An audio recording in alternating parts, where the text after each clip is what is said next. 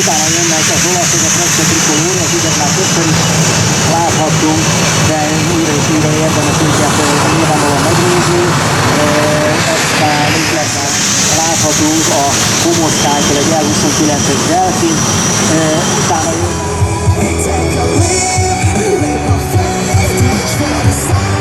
Takeoff speed is approximately 300 kilometers per hour.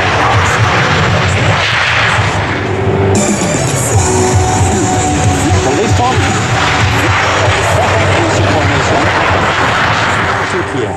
Followers of our great leader are on your right hand side. Ayaklar oluyorlar.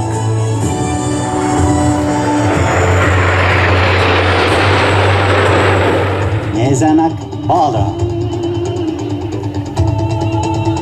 Türk yıldızları, Turkish Stars, Kecskemet.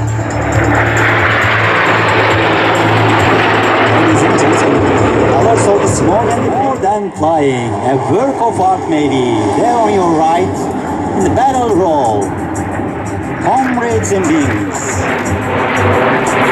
6 aircraft is flown by the same hand. Most. Once again, case.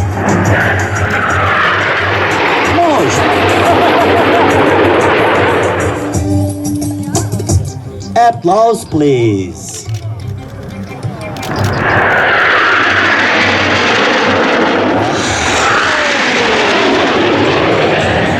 Brilliant stars.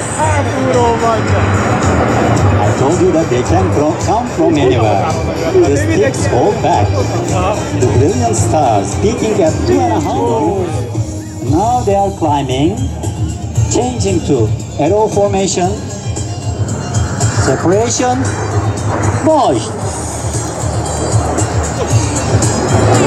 It's over for the crossing. One hand on the throttles, the other on stick, feet on pedals, controlling the power side references and evaluating engages. That basically power. Topşalya top Kerem. For the Turkish people watching the show. Barış için, sevgi için, dostluk için. Kecskemet. Topçalya top.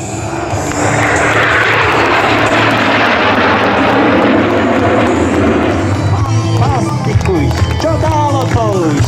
Atlasız. Topçalya top. Kuş.